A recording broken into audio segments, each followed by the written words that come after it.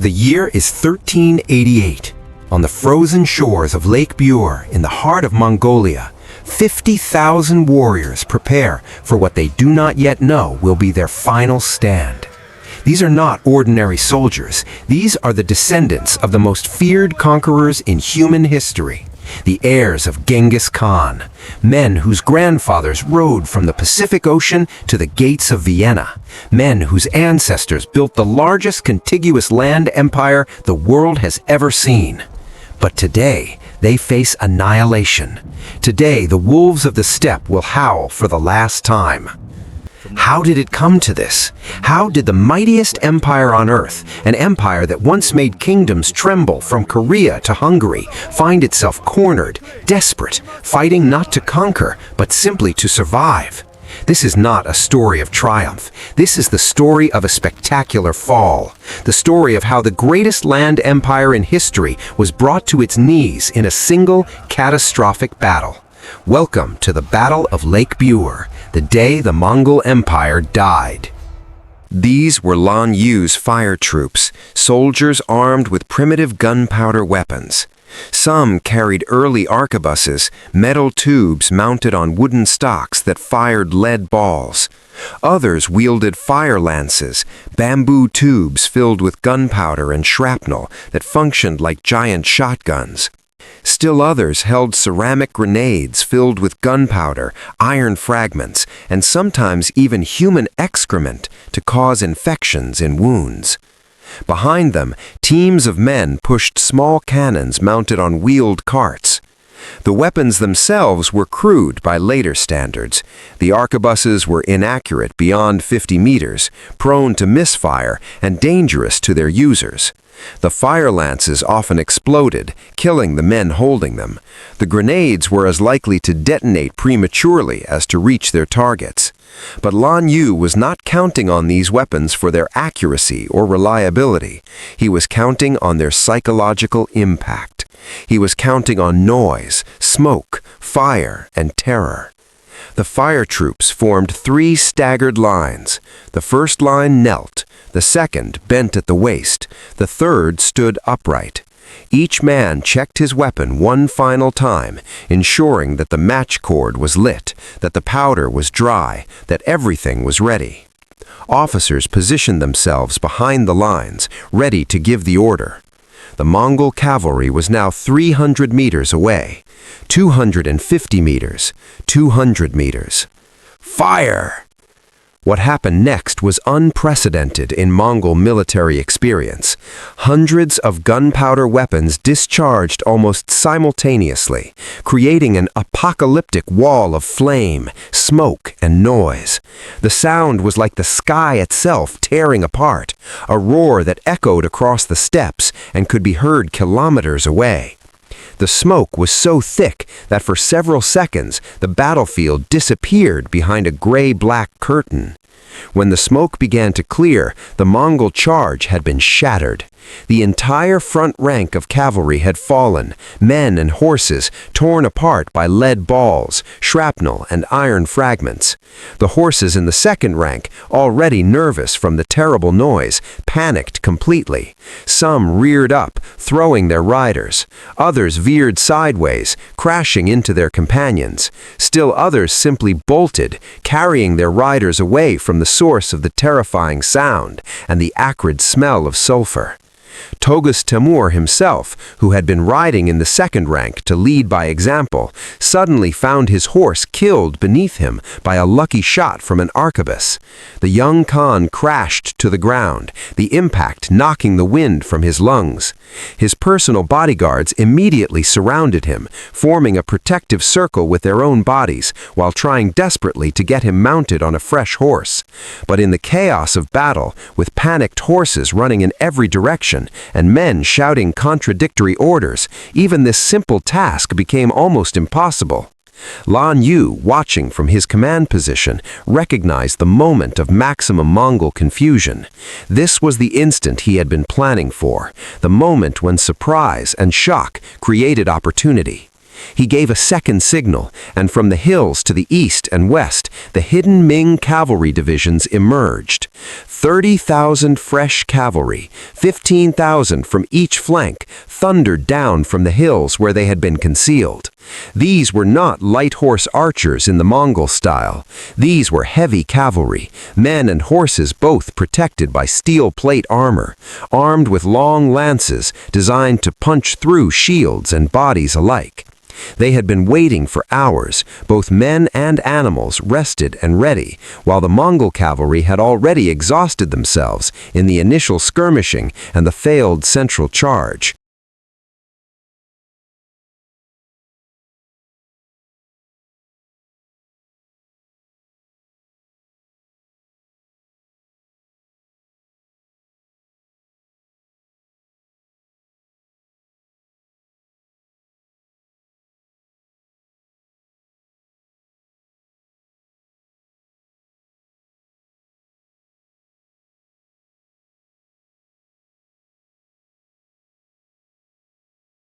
For the Chinese, the Mongol conquest represented an unprecedented humiliation. China was the Middle Kingdom, the center of civilization, a culture that had given the world gunpowder, the compass, paper, and printing. For thousands of years, the Chinese had viewed themselves as superior to all other peoples, particularly the nomadic barbarians who lived beyond the Great Wall. And yet, these barbarians had done the impossible. They had conquered China. The process took decades. Genghis Khan himself began the invasion, attacking the Jin dynasty in northern China in 1211.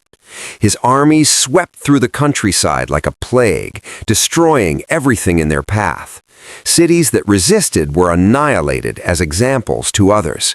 Cities that surrendered were often spared, but forced to pay crushing tribute. By the time of Genghis Khan's death in 1227, much of northern China was under Mongol control, but the conquest was far from complete. It would take his grandson, Kublai Khan, to finish what Genghis had started. In 1271, Kublai officially established the Yuan dynasty, making himself Emperor of China. For the first time in its millennia-long history, China was ruled by foreigners, and the Mongols made sure the Chinese never forgot it. The Yuan dynasty implemented a strict racial hierarchy. At the top were the Mongols themselves. Below them were foreigners from Central Asia and the Middle East. Below them were northern Chinese who had submitted early to Mongol rule. And at the very bottom, despised and oppressed, were the southern Chinese who had resisted the longest. Ethnic Chinese were forbidden from learning the Mongol language. They were forbidden from carrying weapons.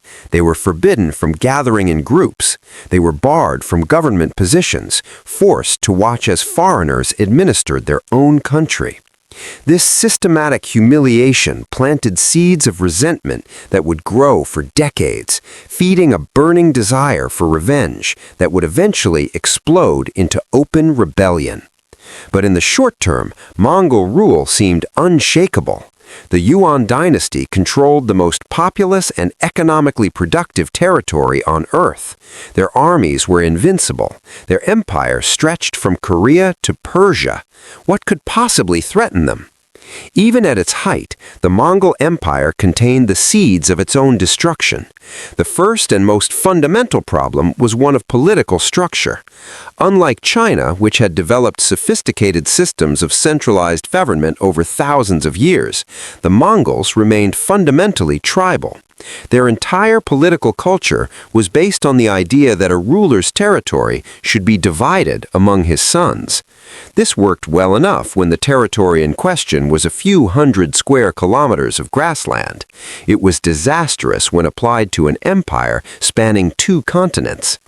After the death of Genghis Khan, the empire was divided into 4 major khanates: the Yuan dynasty in China and Mongolia, the Golden Horde in Russia and Eastern Europe, the Ilkhanate in Persia and the Middle East, and the Chagatai Khanate in Central Asia.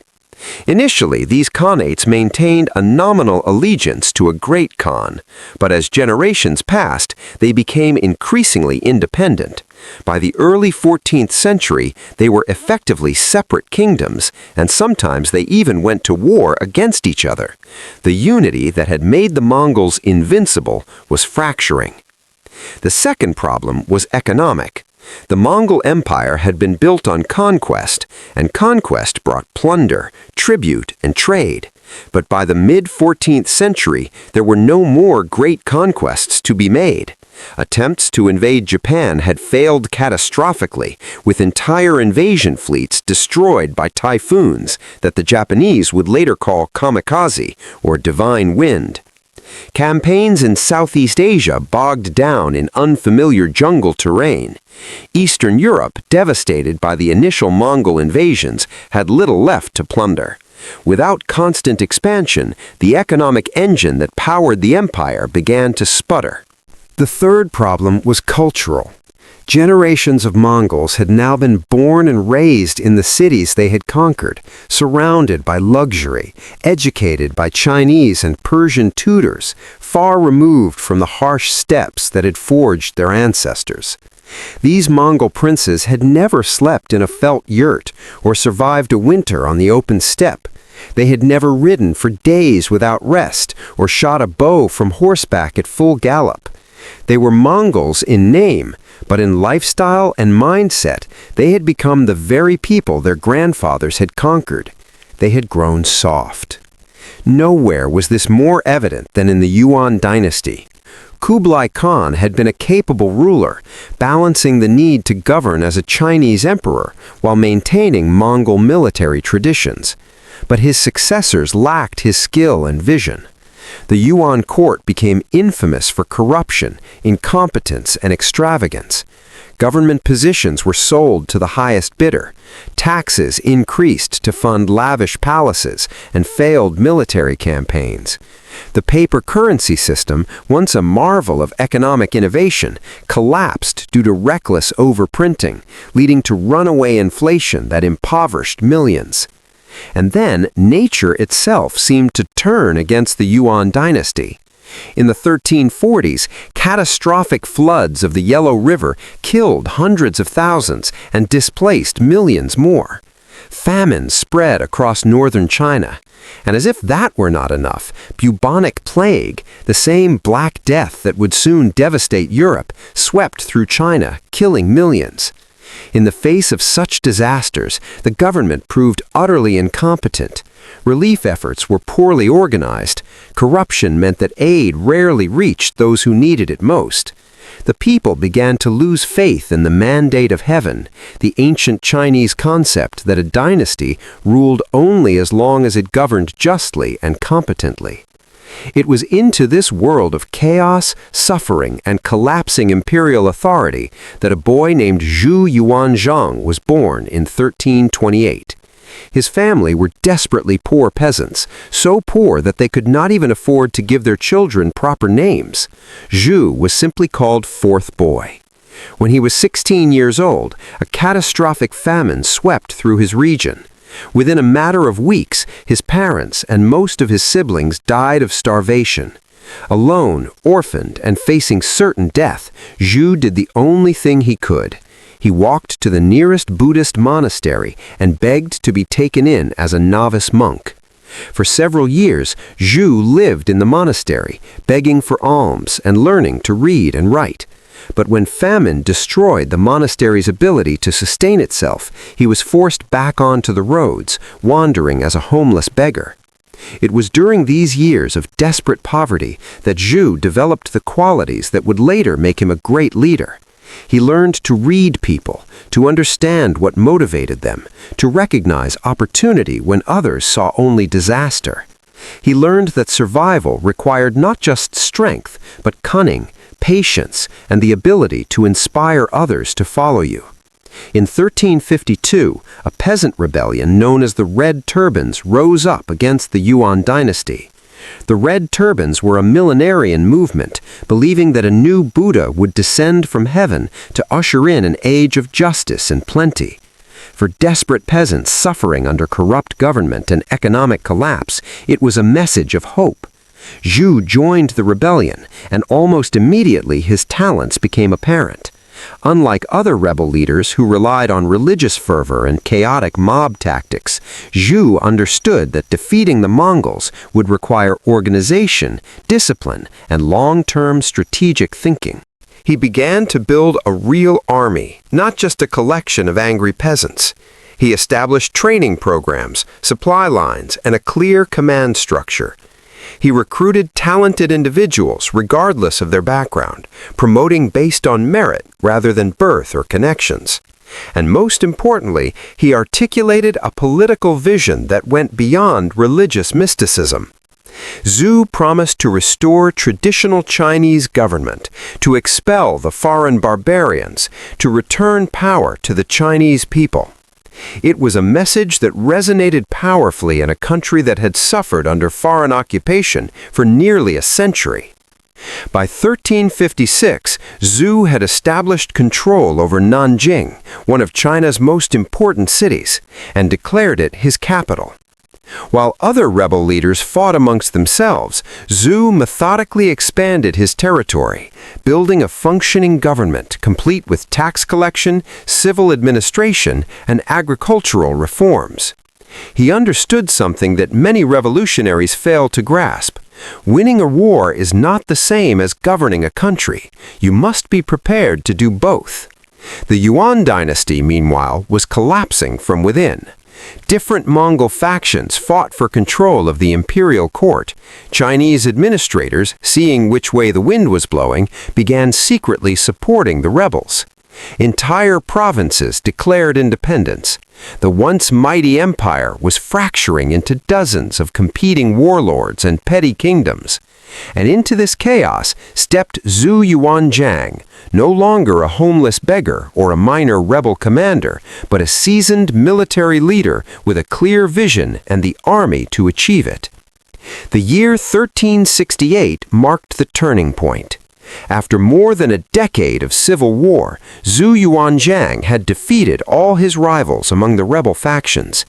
Now, only the Yuan dynasty itself stood between him and mastery of China. But the Yuan was a shell of its former self, its armies defeated, its treasury empty, its government paralyzed by internal conflicts. When Zhu's forces approached Dadu, the Yuan capital that would later be known as Beijing, they met surprisingly little resistance. The last Yuan emperor, Togon Temur, fled north into the Mongolian steppes with what remained of his court. He did not abdicate, he did not surrender. In his mind, and in the minds of his followers, he was simply making a tactical retreat. The Mongols had come from the steppes, and to the steppes they would return, regroup, and eventually reclaim what was theirs. After all, hadn't their ancestors conquered China once before? Why couldn't they do it again? But Zhu Yuanzhang was not about to give them that chance. In 1368, he proclaimed himself Emperor Hongwu, meaning vastly martial, and established the Ming dynasty. The word Ming means bright or brilliant, a deliberate contrast to the darkness of foreign rule. Emperor Hongwu immediately set about transforming China and preparing it for the inevitable Mongol counterattack. His policies were as ruthless as they were effective. First, he implemented massive land reforms, redistributing territory seized from Mongol landlords to Chinese peasants. This not only won him popular support, but also increased agricultural production, strengthening the economy. Second, he rebuilt and expanded the Great Wall, transforming it from a crumbling relic into a formidable defensive barrier. Thousands of workers toiled for years, creating the massive structure that tourists visit today. Third, and most importantly, he revolutionized the Chinese military. Hongwu understood that the old Chinese military system, which had failed so spectacularly against the Mongols a century earlier, needed to be completely reimagined. He created a system of hereditary military families, where entire households were dedicated to military service in exchange for land grants. This ensured a constant supply of trained soldiers without the need for expensive mercenaries or unreliable conscripts. He established military academies to train officers in strategy and tactics, studying not just Chinese military classics, but also the methods of the Mongols themselves.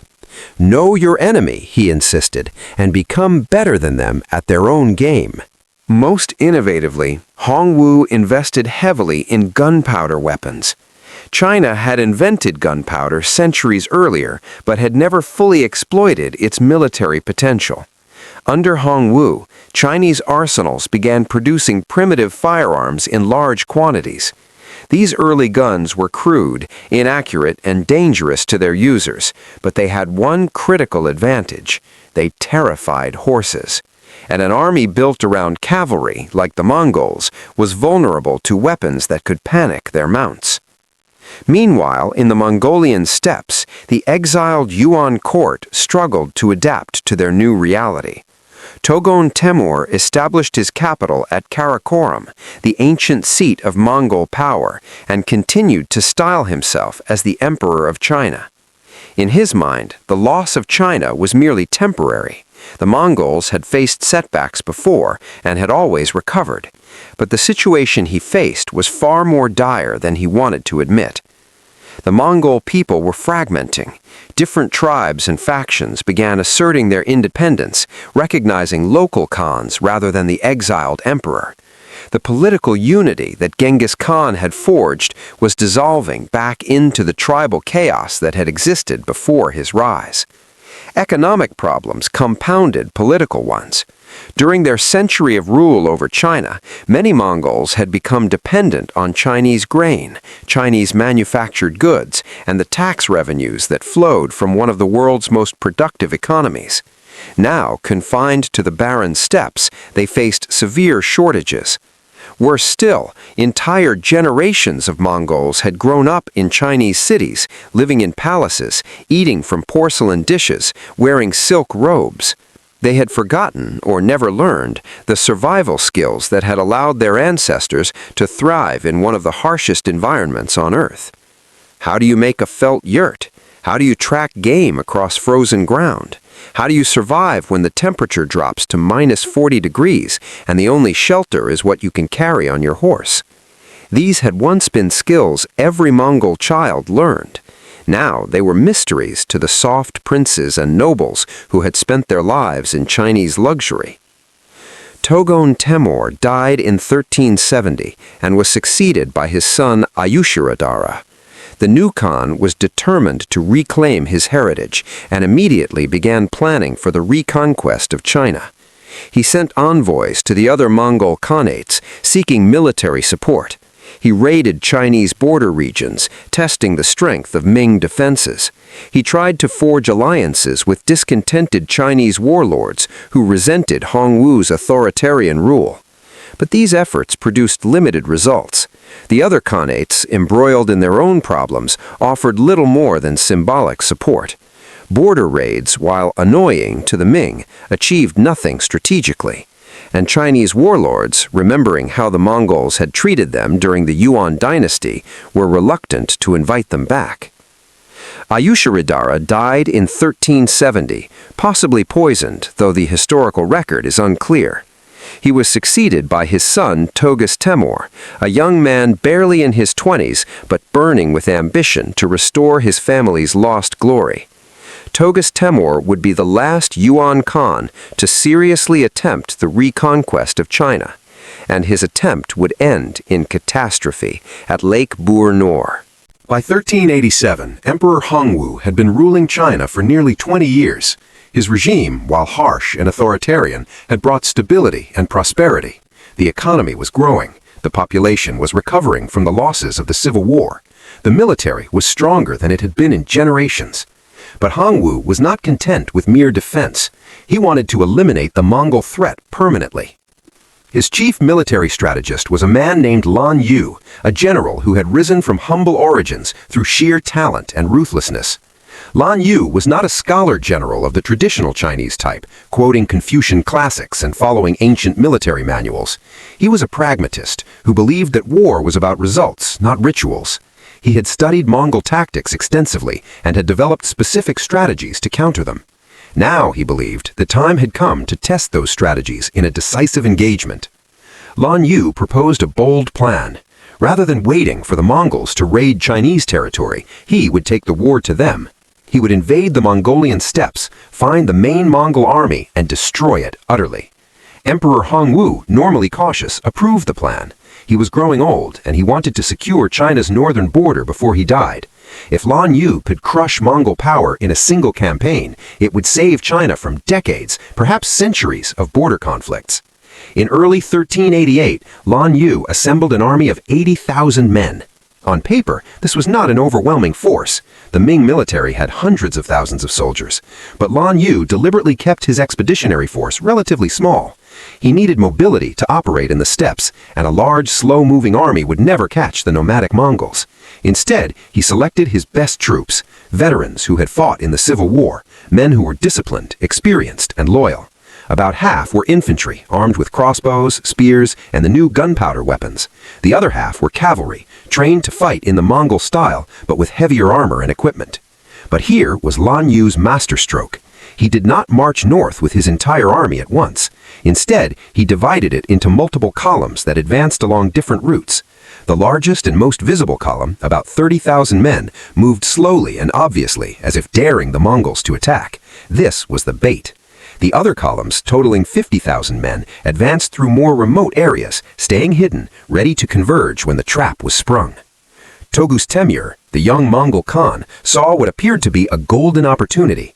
Chinese sources had reported that Emperor Hongwu was preoccupied with succession issues and palace intrigues.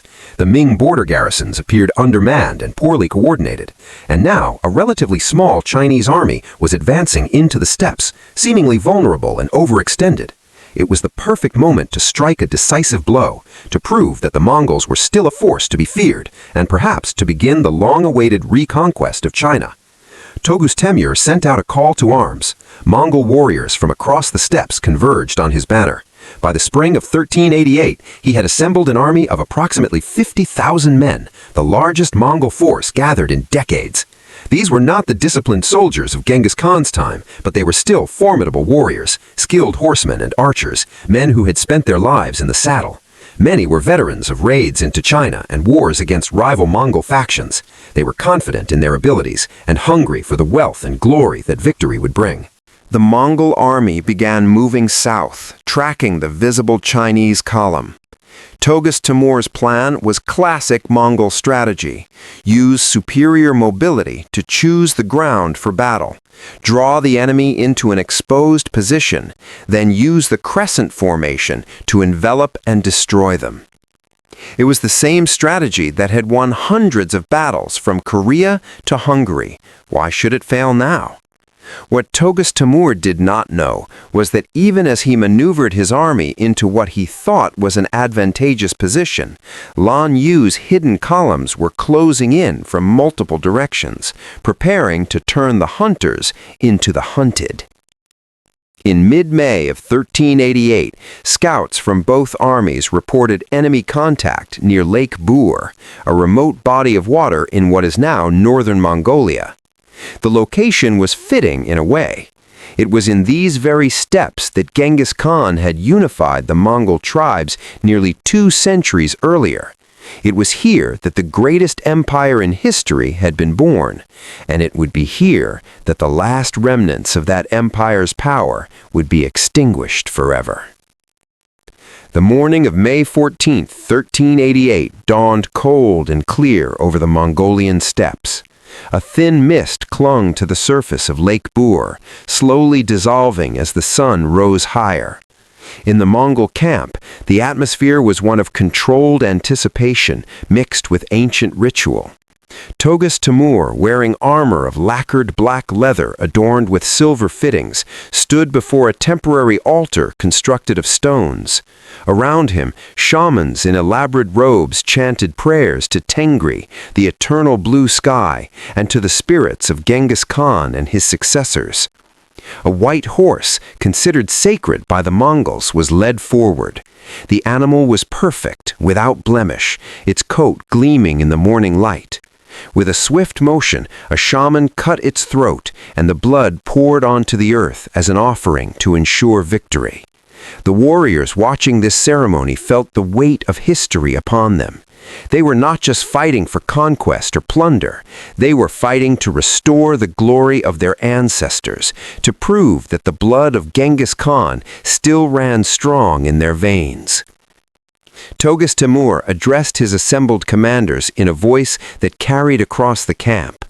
"We are the descendants of the great Khan who made the world tremble. Our grandfathers conquered from the rising sun to the setting sun. The Chinese believe they have defeated us, that we are broken and scattered. Today, we will teach them that you cannot break the spirit of the wolf. Today, we remind the world why our name is spoken in whispers of fear." His words were met with the traditional Mongol war cry, a sound that began as a low rumble and built to a crescendo, thousands of voices joining in a terrifying harmony. Swords clashed against shields in rhythmic percussion. Horses whinnied and stamped, sensing the tension in the air. The Mongol army, 50,000 strong, began to form up for battle. 10 kilometers to the south, the atmosphere in the Ming camp could not have been more different. There were no shamanic rituals, no animal sacrifices, no appeals to ancestral spirits.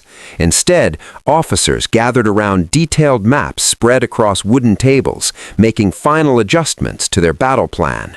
Messengers ran constantly between units, ensuring that every commander understood his role in the complex choreography that was about to unfold. It was a spectacular and terrifying display of horsemanship. Mongol warriors, trained from childhood to ride and shoot, could fire accurately while standing in their stirrups, their bodies moving in perfect rhythm with their horses. Each archer could loose 6 arrows per minute, which meant this initial force was sending 1,000 arrows every 10 seconds into the Chinese ranks. The sky darkened with the sheer volume of projectiles arcing through the air. But Lan Yu had prepared for exactly this tactic. His front ranks held large rectangular shields that overlapped to form what was essentially a mobile wall. The shields were made of multiple layers of wood covered in thick leather, capable of stopping most arrows at this distance. Behind this protective barrier, Ming crossbowmen fired back in coordinated volleys. Unlike the rapid individual fire of the Mongol archers, the Chinese crossbowmen worked in teams, with some loading while others shot, creating a steady, disciplined barrage. More importantly, Lan Yu had drilled his men relentlessly in maintaining formation discipline. The natural instinct when being showered with arrows is to either break and run or charge forward to escape the killing zone. Both responses would have been disastrous, playing directly into Mongol hands. Instead, the Ming soldiers held their positions, crouching behind their shields, waiting for orders. Officers walked behind the ranks, striking with the flat of their swords any man who showed signs of panic, praising those who held steady. This phase of the battle continued for nearly an hour. It was a test of will as much as a military engagement. The Mongols were trying to break the Ming formation psychologically, to create chaos that could be exploited. The Ming were demonstrating that they would not be intimidated, that they possessed the discipline to withstand punishment and maintain cohesion. Gradually, it became clear that the whirlwind tactic was not achieving its objective. Ming casualties were relatively light, perhaps 500 dead and wounded. The formation remained solid, and critically, the Mongol archers were beginning to exhaust their arrow supplies. Watching from his position with the reserve, Toghus Temür recognized that it was time to escalate. He gave the signal, and Mongol drums began to beat a rapid, insistent rhythm. The Mongol archers disengaged and fell back to the flanks. The main Mongol center, 10,000 heavy cavalry armed with lances and sabers, began to advance. They started at a walk, building gradually to a trot, then a canter, and finally a full gallop. The ground trembled beneath the hooves of thousands of horses. It was one of the most fearsome sights in medieval warfare, a mass cavalry charge by warriors who had been practicing this maneuver their entire lives, descendants of men who had broken the armies of empires. The Mongol riders rode their bodies low, presenting smaller targets, their lances leveled, their faces twisted in war cries that combined bloodlust and ancestral pride. Many of them wore armor looted from Chinese armories, lamellar plates that glittered in the sunlight. Their horses, while smaller than European war horses, were incredibly tough and fast, capable of sustained effort that would kill larger breeds. In the Ming center, Lan Yu watched this charge approach with cold calculation. He had seen Mongol cavalry charges before. He had studied them, analyzed them, understood their strengths and weaknesses, and he had prepared a response that the Mongols had never encountered. He waited until the charging Mongols were precisely 400 meters away, close enough that they were fully committed and could not easily stop or turn, but far enough that his men still had time to execute his plan. He raised his arm, holding a red banner. Then he dropped it 3 times in rapid succession. Immediately, the Ming formation transformed. What had appeared to be a solid rectangular mass suddenly split down the center, the two halves moving apart with practiced precision. A corridor opened in the very heart of the Chinese army, and through this corridor marched Lan Yu's surprise. 5,000 men carrying weapons the Mongols had never seen in such numbers. These were Lan Yu's fire troops, soldiers armed with primitive gunpowder weapons. Some carried early arquebuses, metal tubes mounted on wooden stocks that fired lead balls.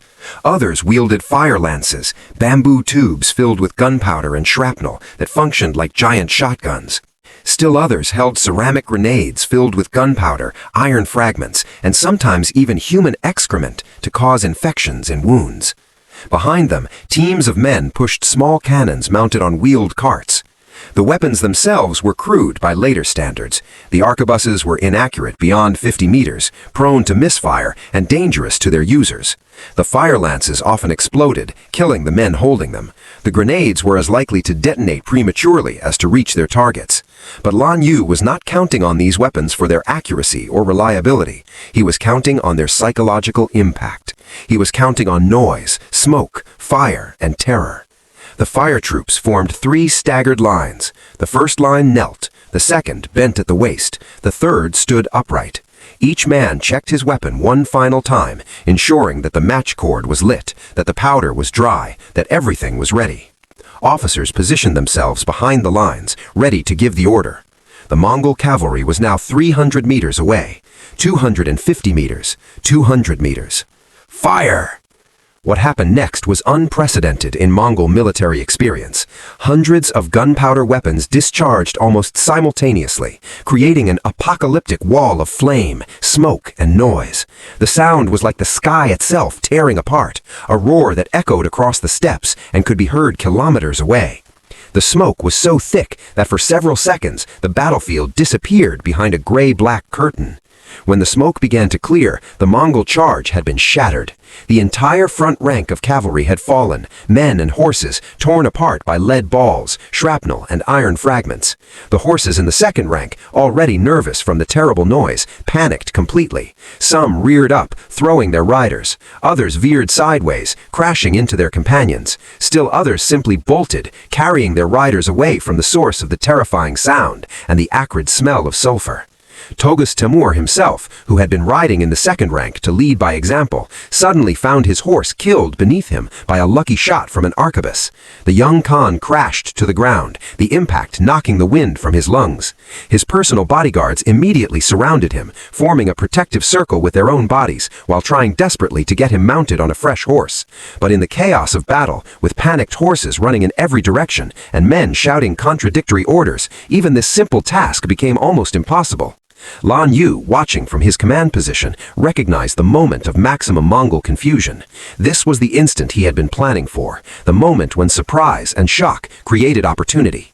He gave a second signal, and from the hills to the east and west, the hidden Ming cavalry divisions emerged. 30,000 fresh cavalry, 15,000 from each flank, thundered down from the hills where they had been concealed.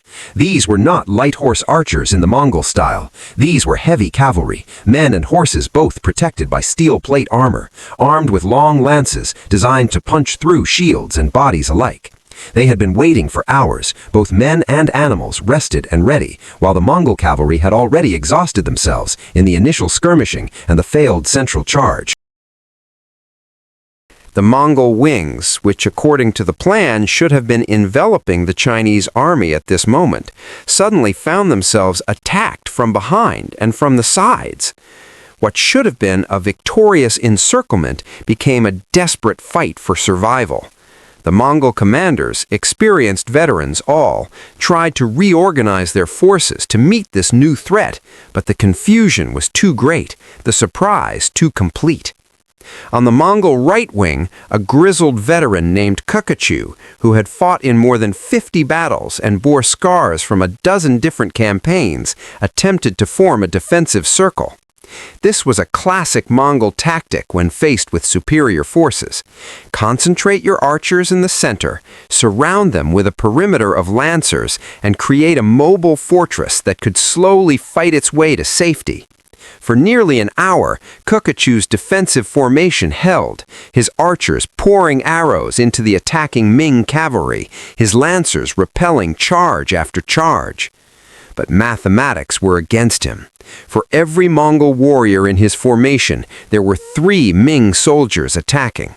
Fresh Ming units rotated in to replace exhausted ones, while the Mongols had no reinforcements, no relief, no rest. Men fought until their arms could no longer lift their weapons, then fought on through sheer desperation. Horses, wounded and bleeding, carried their riders until they collapsed from blood loss or exhaustion. The defensive circle grew smaller and smaller as men fell and could not be replaced. Finally, a coordinated Ming attack from 3 directions simultaneously broke through the perimeter. Kukkachu, 70 years old but still fighting with the fury of a young warrior, was struck by multiple lances. As he fell from his dying horse, his last words were a prayer to Tengri and a curse against the Chinese who had destroyed his world. Around him, his formation disintegrated. Some men fought to the death. Others threw down their weapons and begged for mercy. Still others tried to flee, only to be ridden down by Ming cavalry. In the center of the battlefield, the situation for the Mongols was even more desperate. The failed charge had left them disorganized and demoralized. The gunpowder weapons, firing in continuous volleys, created a barrier of noise and smoke that made communication nearly impossible and coordination almost suicidal. And now, with the flanking forces engaged, there was no possibility of help from the wings. Toghus Timur, finally remounted on a fresh horse, tried desperately to rally his men. At 28 years old, he was fighting for his life, for his dynasty, for the legacy of Genghis Khan himself. Blood streamed down his face from a sword cut that had opened his scalp. An arrow protruded from his left shoulder, but he had broken off the shaft and continued fighting. His armor was dented in a dozen places from blows that would have killed a lesser man. Around him, his personal bodyguard, the elite warriors sworn to die before allowing harm to come to their Khan, fought with fanatical courage. These were men who had been selected from childhood, trained in every martial art the Mongols knew, given the best armor and weapons available. They formed a tight circle around Tugas Timur, presenting a wall of shields and spears to any Ming soldier who approached. For nearly an hour, Kukachu's defensive formation held, his archers pouring arrows into the attacking Ming cavalry, his lancers repelling charge after charge. But Lan Yu had one more surprise to deploy. The 10,000 Ming infantry armed with gunpowder weapons, having fired their initial volley, had reloaded and now advanced directly toward the Mongol center. This time, they were not shooting at a charging cavalry formation from a distance. They were moving into close combat, firing their weapons at point-blank range into the packed mass of Mongol warriors. At ranges of 10 or 20 meters, even the inaccurate arquebuses and fire lances could hardly miss. Men and horses fell in heaps. The noise was constant now, a rolling thunder of explosions punctuated by the screams of wounded men and animals. The smoke grew so thick that warriors could barely see 3 meters in front of them. In this hellish environment, traditional Mongol tactics of mobility and archery were useless. It had become a brutal, grinding melee where numbers and firepower mattered more than skill or courage. A small group of riders, survivors from Kokuchi's shattered right wing, managed to fight their way through the chaos to reach Tugas Timur. Their leader, a captain named Jirgadai, shouted to be heard over the noise of battle. "My Khan, the battle is lost. You must flee. A dead Khan serves only as a trophy. A living Khan can raise a new army." Other advisors, bloodied and desperate, added their voices. "Please, my lord, we can retreat north, gather reinforcements, return when the time is right. But if you die here, the Yuan dynasty dies with you." Tugas Timur looked around at the carnage. Everywhere his warriors were dying. The proud banners of the Mongol tribes lay trampled in the mud. Horses without riders galloped in panic across the battlefield. The air was thick with smoke and the smell of blood and gunpowder. And through the haze, he could see the ordered ranks of the Ming army, still fresh, still advancing, an inexorable force that would not stop until every Mongol on this field was dead or captured. With tears of rage and shame streaming down his face, the young Khan made the hardest decision of his life. "Break north," he ordered. "Try to save as many as you can." Then, surrounded by approximately 200 of his most loyal warriors, he turned his horse away from the battle and spurred toward the northern horizon. The flight of Tugas Timur from the battlefield marked the psychological end of the battle, though the killing continued for hours. Ming cavalry pursued fleeing Mongol groups across the steppes, cutting down warriors who hours earlier had been confident of victory. Some Mongol units, cornered and with no hope of escape, sold their lives dearly, forming final defensive positions and fighting until the last man fell. Others surrendered, throwing down their weapons and hoping for mercy from an enemy they had oppressed for a century. By sunset, the Battle of Lake Bornar was over. The battlefield was a scene of indescribable carnage. Bodies of men and horses lay everywhere, some in individual heaps, others in massive piles where defensive formations had made their last stands. Broken weapons, shattered shields, and torn banners littered the ground. The grass, which that morning had been green with spring growth, was now red with blood. Scavenging birds already circled overhead, and wolves would gather that night to feast on the dead. Lan Yu, touring the battlefield on horseback, made a careful count of the casualties. Of the 50,000 Mongol warriors who had entered the battle that morning, more than 30,000 were dead. Another 10,000 had been captured, many of them wounded. Only about 10,000, scattered in small groups, had managed to escape into the vastness of the Mongolian steppes. The Ming losses were significant, but far less catastrophic. Approximately 8,000 dead and 12,000 wounded. For Lan Yu, it was an acceptable exchange. He had not just defeated the Mongol army, he had annihilated it as an effective fighting force. That night, in his command tent, Lan Yu composed his report to Emperor Hongwu. The general was not a man given to literary flourishes or philosophical reflections. His report was technical and precise, listing numbers, tactical decisions, and results. But in the final paragraph, he allowed himself a moment of historical perspective. "Your Majesty, today we have avenged a century of humiliation. The Mongol military power that once terrorized the world has been broken in a manner I believe to be irreparable. Their finest generals lie dead on the field. Their most experienced warriors have fallen. Their Khan flees northward with barely a remnant of his army. The Yuan dynasty, which once ruled from the Pacific Ocean to Eastern Europe, is now nothing more than a fading memory. China can finally rest secure. What Lan Yu did not yet know was that his victory was even more complete than he imagined. The Battle of Lake Boer would not just end Mongol military power in the immediate term, it would trigger a cascade of consequences that would lead to the total collapse of Mongol political unity and the fragmentation of their people into dozens of competing tribes and factions. Lan Yu was not a man to rest on his laurels. Defeating the Mongol army was only the first step. His strategic objective was to ensure they could never threaten China again. In the weeks following the battle, he divided his army into multiple smaller forces and sent them ranging across the steppes in what can only be described as a systematic campaign of destruction.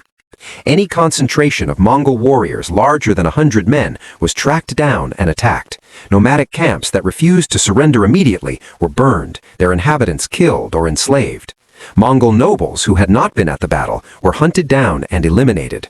The goal was not just military defeat, but the complete destruction of the Mongol capacity for organized resistance. It was brutal, ruthless, and by the standards of the time, effective. Teghus Temur, meanwhile, fled ever northward with his dwindling band of followers. Each day brought new desertions. Some warriors, seeing the cause as hopeless, slipped away in the night to surrender to the Ming or to return to their home tribes. Others fell to Ming patrols or simply died of wounds and exhaustion. The proud young Khan, who had led 50,000 warriors into battle, now commanded barely 50 men. The historical record becomes murky at this point, with different sources offering contradictory accounts. Official Ming records claim that Lan Yu's forces eventually caught up with Teghus Temur near the Karulin River and killed him in a brief skirmish. Later Mongol chronicles, written from oral traditions, suggest that he escaped and established a small refuge in the far north, near Lake Baikal, where he lived for several more years before being assassinated by a rival claimant to the throne. Some historians have argued that the truth lies somewhere between these accounts. Perhaps Teghus Temur did escape the immediate pursuit, surviving for a few years in exile, but died not in battle, but from the injuries sustained at Lake Boer, which never properly healed. Or perhaps he died of a broken heart, unable to bear the weight of being the Khan who lost the empire. What is certain is that by 1392, 4 years after the battle, Teghus Temur was dead, and with him died any realistic hope of reunifying the Mongol people or reconquering China. The Northern Yuan dynasty, which had maintained at least the fiction of being the legitimate continuation of Genghis Khan's empire, fragmented into competing factions. Different members of the royal family claimed the title of Great Khan, but none had the power to make the title meaningful. The collapse of centralized Mongol authority was swift and total.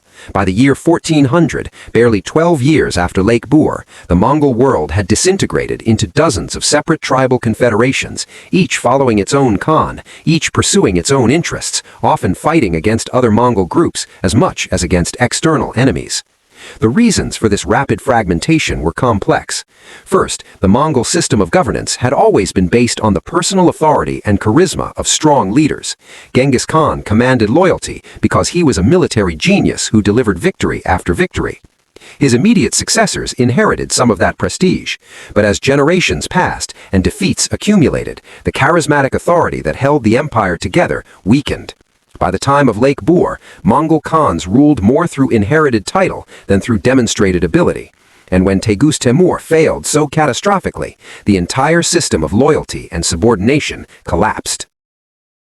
Second, the Mongols had never developed strong institutional structures that could outlast individual rulers.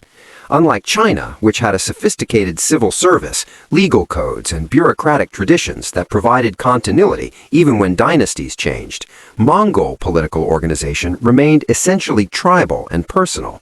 When the Khan was strong, the system worked. When the Khan was weak or absent, it fell apart. Third, the economic base of Mongol power had always been precarious. During the imperial period, the Mongols had lived off tribute, trade, and plunder from sedentary civilizations.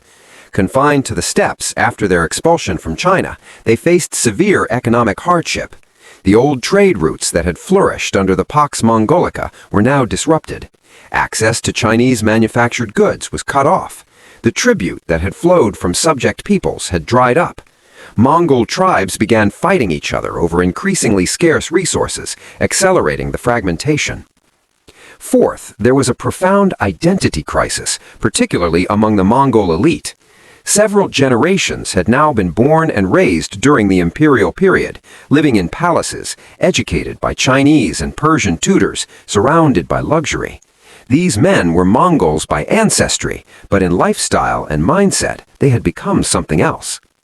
When they were forced back onto the steppes, many lacked the basic survival skills that every traditional nomadic child learned. They didn't know how to construct a yurt, how to track game, how to read the weather patterns of the steppe, how to survive winter with minimal resources. An anonymous Mongol poem from this period, preserved in later chronicles, captures this identity crisis with poignant clarity. Our grandfathers rode the wind of conquest. Their arrows sang songs that silenced empires. We, their children, forgot the language of the steppe, and our bows hang silent in empty yurts. What are we now? Neither khans nor nomads. The sky calls us, but we no longer know how to answer. We dream of palaces we can never enter, and fear the tents where our ancestors were born. For the common Mongol people, those who had never lived in palaces or governed provinces, the transition was less traumatic. They simply returned to the traditional patterns of nomadic pastoralism that had sustained their ancestors for millennia. They herded sheep, horses, and cattle across the grasslands. They moved with the seasons, seeking fresh pasture. They lived much as their great-great-grandparents had lived before Genghis Khan had united the tribes. For them, the empire had been a brief, glorious interlude, but now life had returned to normal. But for the Mongol aristocracy, the fall was catastrophic. Many fell into despair and alcoholism. Some established miniature courts in remote regions, pathetic imitations of the grand imperial courts they remembered. A few adapted successfully to the new reality, becoming successful tribal leaders, or even finding employment as military advisors to other powers. Others withdrew from the world entirely, becoming Buddhist monks in the monasteries that were being established across Mongolia as Tibetan Buddhism spread through the region. While the Mongol world collapsed, China, under the Ming dynasty, entered what historians would later call a golden age. Emperor Hongwu, validated by the decisive victory at Lake Bur, continued his program of rebuilding and reform. The final years of his reign saw further strengthening of the Great Wall, expansion of agricultural production, and consolidation of government control over every aspect of Chinese society. When Hongwu died in 1398, he was succeeded by his grandson, who took the reign name Yongle. The Yongle emperor would prove to be one of the most capable and ambitious rulers in Chinese history. He moved the capital from Nanjing to Beijing, extensively rebuilt the city, and constructed the Forbidden City that tourists visit today. He sponsored the famous voyages of the Admiral Zheng He, whose treasure fleets sailed as far as East Africa, demonstrating Chinese maritime power and collecting tribute from distant kingdoms. But perhaps most relevant to our story, the Yongle Emperor continued his grandfather's policy toward the Mongols. He launched multiple expeditions into the steppes, not to conquer territory, but to keep the Mongol tribes divided and weak. Ming's strategy toward the Mongols for the next 2 centuries would follow a consistent pattern: prevent any Khan from becoming strong enough to unite the tribes, support rival factions against each other, and maintain a massive military presence along the northern border to deter any serious incursions. This policy was brutally effective. For the next 400 years, until the rise of the Manchu Qing dynasty in the 17th century, the Mongols would never again pose a serious threat to China. The wolves of the steppe had been domesticated, their fangs polled, their claws trimmed. They remained dangerous enough that China could not ignore them, but they would never again terrorize the world as they had under Genghis Khan and his immediate successors. Beyond the military and political consequences, the collapse of the Mongol Empire resulted in an enormous cultural and intellectual loss. During their imperial period, the Mongols had been surprisingly sophisticated patrons of arts and sciences. The court of Kublai Khan in particular had been a magnet for scholars, artists, and scientists from across Eurasia. Muslim astronomers from Persia worked alongside Chinese mathematicians. Tibetan monks debated philosophy with Confucian scholars. Christian missionaries from Europe introduced Western ideas. Artists from different traditions collaborated on new styles of painting and sculpture. The Mongols had also been great facilitators of knowledge transfer. The yam, the imperial postal and communication system, had allowed for unprecedented exchange of ideas across vast distances. Agricultural techniques developed in Persia were introduced to China. Chinese innovations in printing and gunpowder spread westward. Mathematical concepts from India and the Islamic world circulated freely. Medical knowledge was shared across cultures. This cross-cultural fertilization accelerated scientific and technological development across Eurasia. With the collapse of the empire, this intellectual flourishing ended abruptly. The yam system broke down. Long-distance trade and communication became dangerous again. Libraries were destroyed or abandoned. Administrative archives moldered in forgotten warehouses. Knowledge that had been accumulated and synthesized over generations was lost in a single generation.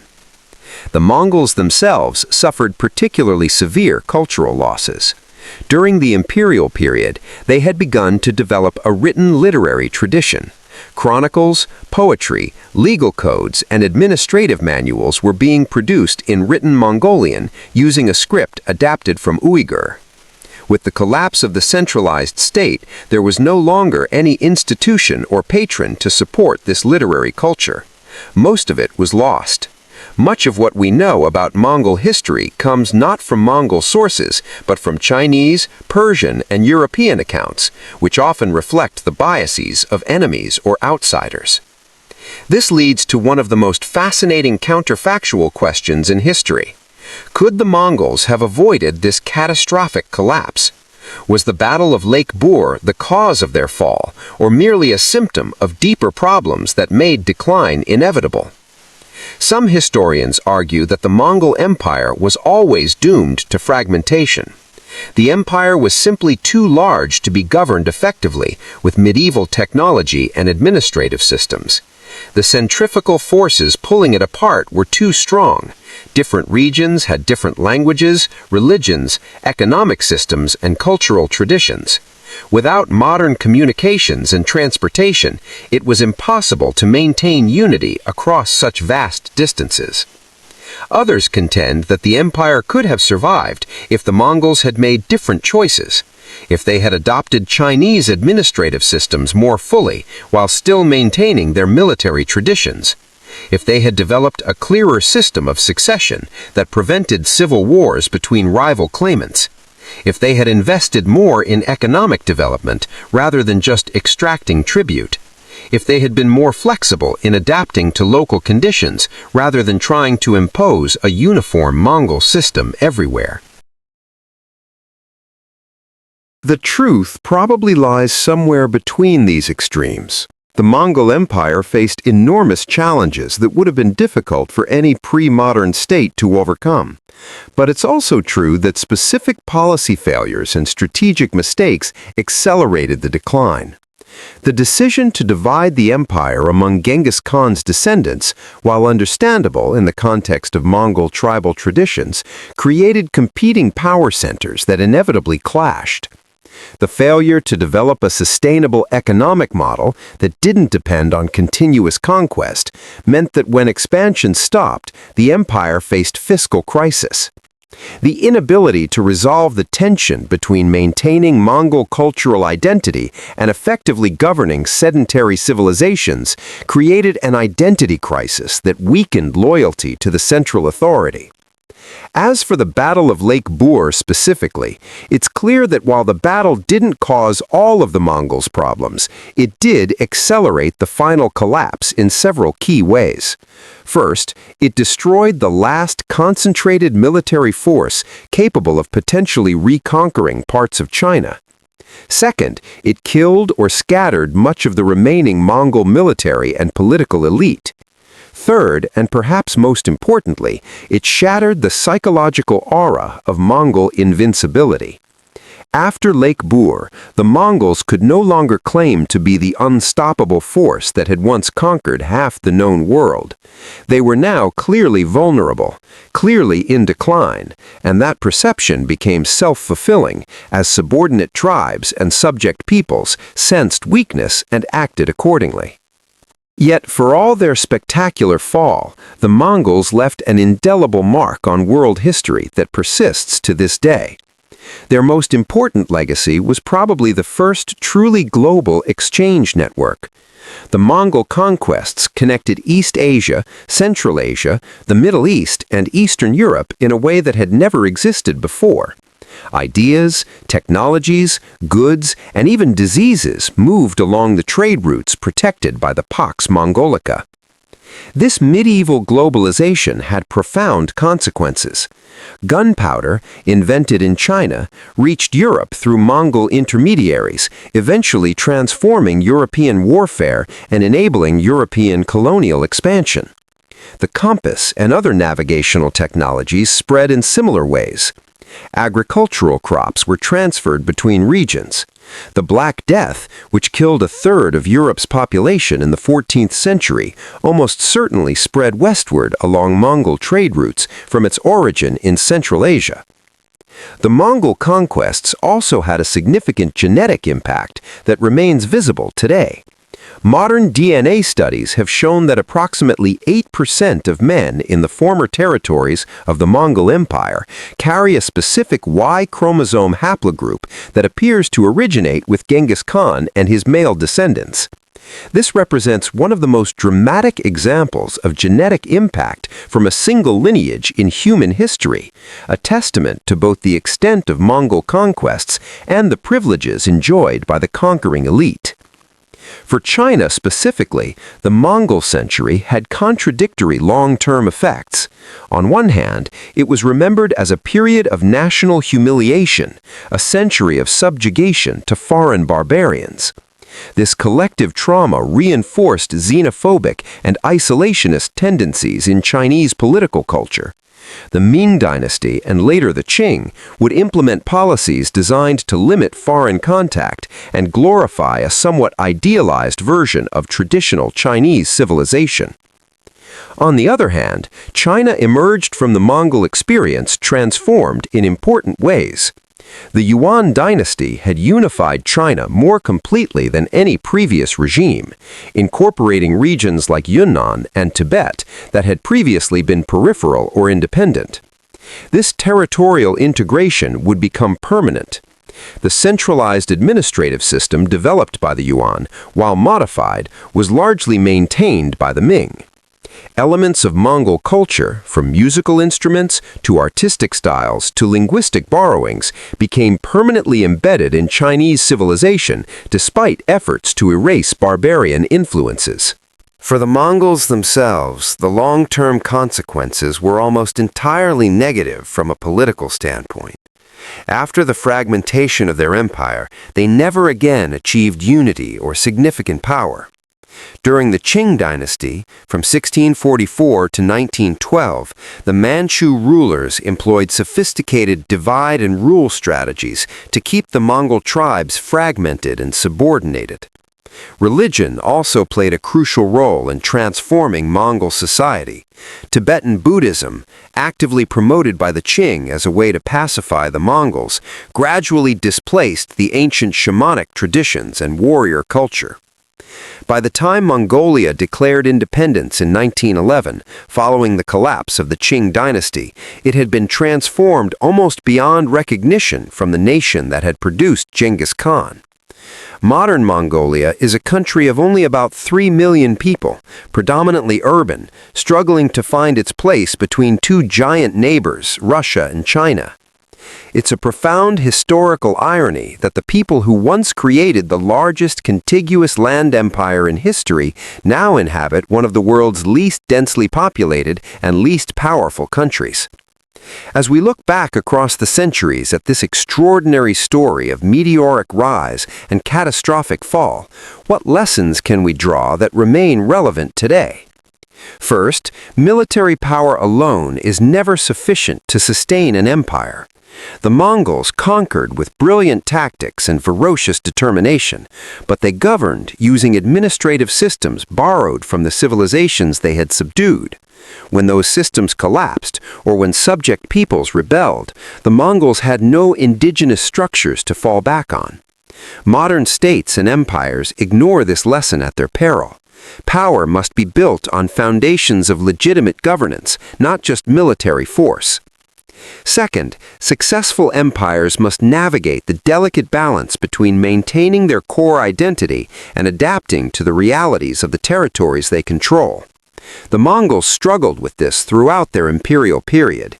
They wanted to remain Mongols, to preserve their language, their customs, their nomadic traditions, but effectively governing sedentary agricultural civilizations like China and Persia required adopting many of the practices and systems of those civilizations.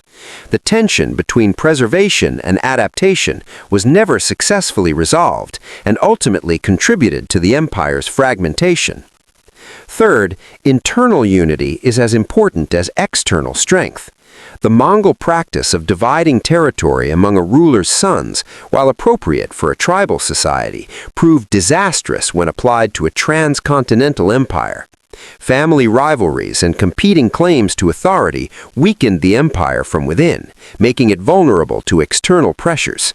History is full of examples of empires that collapsed not because they were defeated by external enemies, but because they tore themselves apart through civil wars and succession disputes. Fourth, all expansionist empires eventually reach the limits of their expansion. For the Mongols, that limit came when they encountered enemies who had learned to counter their advantages and exploit their weaknesses.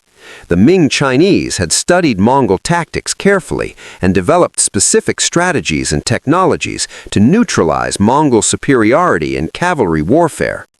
The introduction of gunpowder weapons, in particular, changed the calculus of battle in ways that favored disciplined infantry over mobile cavalry.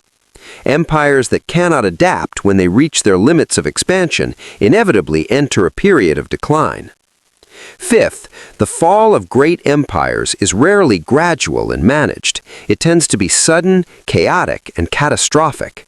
The Mongol Empire didn't slowly decline over centuries. It collapsed within a few generations, from seeming invincibility to near irrelevance in less than 100 years. This pattern has been repeated throughout history, from Rome to the Ottomans to more recent examples. The very factors that enable rapid expansion, such as strong centralized authority and military effectiveness, can become vulnerabilities that accelerate collapse when circumstances change. Finally, the Mongol story reminds us of the ultimately transient nature of all political power.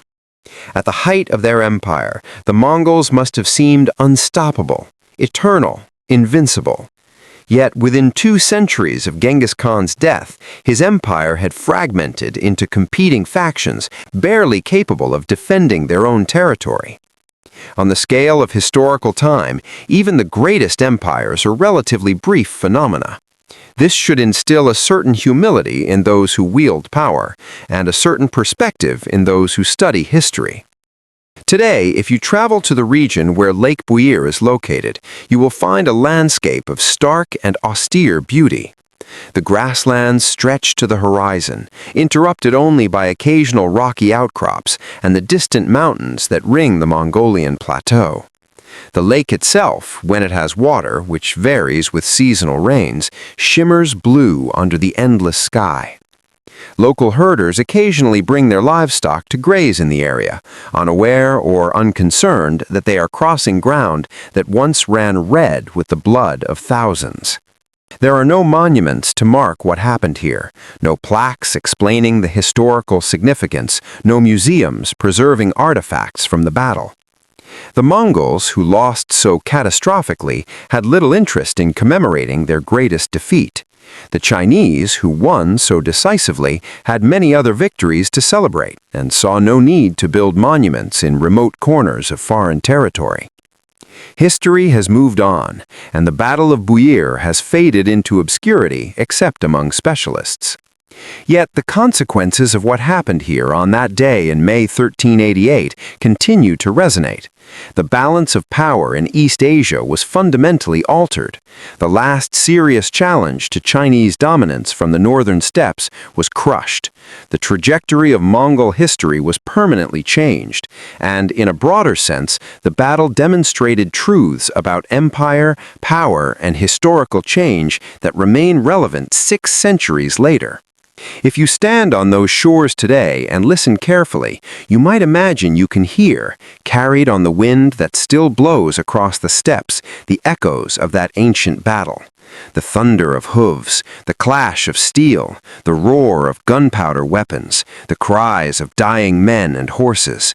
You might imagine you can see in your mind's eye the young Khan Toghis Timur fleeing northward with the remnants of his shattered army, carrying with him the dying dreams of empire. You might reflect on how quickly glory fades, how decisively fortune can turn, how empires that seem eternal prove to be as ephemeral as the morning mist that rises from the lake. The Battle of Buyir was more than just a military engagement. It was the end of an era, the twilight of an empire, the final chapter in one of history's most extraordinary stories. The descendants of Genghis Khan, who had once made the world tremble, rode into that battle believing that their ancestral greatness would carry them to victory. They discovered, in the most brutal way possible, that history respects no lineage, honors no tradition, and grants no one immunity from the consequences of failure. The empire of Genghis Khan was ended not by the slow erosion of time, not by gradual decline over centuries, but in a single catastrophic afternoon on the shores of a remote lake. It was ended by superior strategy, by technological innovation, by the determination of a people who had been conquered to reconquer their conquerors. It was ended, ultimately, by the inexorable logic of history that no empire, no matter how powerful, endures forever. And so the Mongol Empire, the largest contiguous land empire in human history, the force that had reshaped the political map of Eurasia, the dynasty that had brought China under foreign rule for the first time, came to its end, not with a glorious last stand, but with a desperate flight into the darkness, chased by enemies who would not rest until Mongol power was utterly destroyed. This is the story of the Battle of Buyir. This is the story of how the empire of Genghis Khan was ended forever.